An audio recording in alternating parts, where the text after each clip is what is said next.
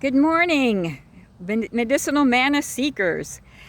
I pray these little videos have been helping you out both spiritually and physically.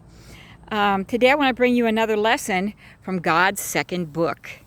Remember I said nature is God's second book because it reveals so much of him to us. In Daniel 9:25 it tells us that Daniel was praying for wisdom about a prophetic vision that he had gotten, and it almost made him sick because he didn't know what the vision meant. He knew it was a powerful vision, and so he began to pray. And the Bible tells us that at the beginning of Daniel's prayer, the angel was sent. God said, go answer this guy's prayer. He's not even done praying, but go answer his prayer for him.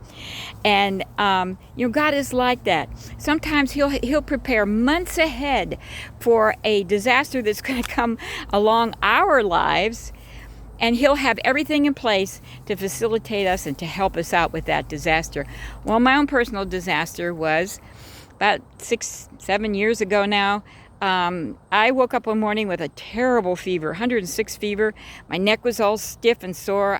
My whole body ached. I thought I had meningitis. It really kind of scared me. So I started doing things. I took some antimicrobial, antibacterial, antiviral herbs. I was trying to knock down the inflammation with turmeric. I had colloidal silver. I took 1 gram of vitamin C a day. And it was taking the edge off, but it wasn't killing whatever this was. I woke up with my knees all swollen one morning. So swollen I couldn't even bend them. I couldn't even walk.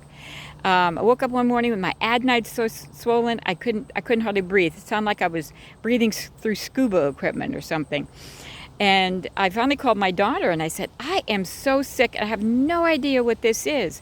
And I began to describe it to her. And my son-in-law said, Mom, you got Rocky Mountain spotted fever or Lyme's disease. And when he said that, I went, that makes sense. I'm always in the woods, and I have been bitten by numerous ticks.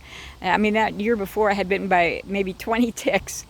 And I never got sick, though, because my immune system was pretty tight. But I had just been through a series of losses, really kind of at a low in my life, really stressed. And I remember I went out to mow the grass. It started to rain. I just kept mowing because I had to get the grass done, and caught a chill. And I didn't think anything of it because, I've done that before. Took a hot shower, went to bed. Next morning, I woke up with 106 fever. And then when I realized, and he had told me that it was the Lyme's disease, I then found the herb. And the thing is, this herb grows everywhere. It's an invasive species. In fact, you're fined thousands of dollars if you're caught transplanting it. It's a beautiful plant. They brought it in from outside the country, from Asia possibly, or Europe, I'm not sure. And it grows like crazy. And you can see it kind of looks like bamboo. Kind of has these stems have kind of knotted joints here, okay? It's a really pretty plant, has a beautiful big plumy flower. In fact, one year I cut a bunch of these before I knew its medicinal value. I got nice straight ones, dried them and shellacked them and made beautiful blinds for my apartment. And somebody actually bought them when I moved. They were so pretty. But this was the plant that I needed. And it grows everywhere. And Lyme's disease now is pandemic. It is all, and it's really gotten bad. And if you don't catch it in time, you can be a life longer. I have a friend that's had it for almost 10 years now, and she's just miserable. And I sent her some knotweed, but I don't know if she took it or if she really tried it. But this is the plant. This will kill it.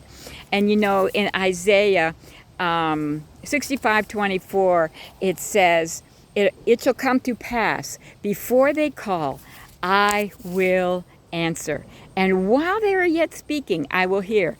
Well, Daniel had that experience in Daniel 9. He had that experience. The angel was sent while he was yet praying. And so God had this plant already. Well, I had a friend dig some up. I was too weak. I couldn't even get out of the house. I had a friend dig some up. I dried it up in my dehydrator, ground it up and capped it up. Within 4 days of taking it, I could feel all the symptoms draining out of me. And it's been 6 years. I haven't had any problems with it since. So God is good. He's got your back. And whatever it is that ails you, He's got a cure. You just need to read His Word and find out what it might be the remedy for your particular situation. Not just sickness, but, or any kind of situation. There's a remedy. And He's faithful. Thanks once again for coming and joining us with this nature's lesson on the Bible.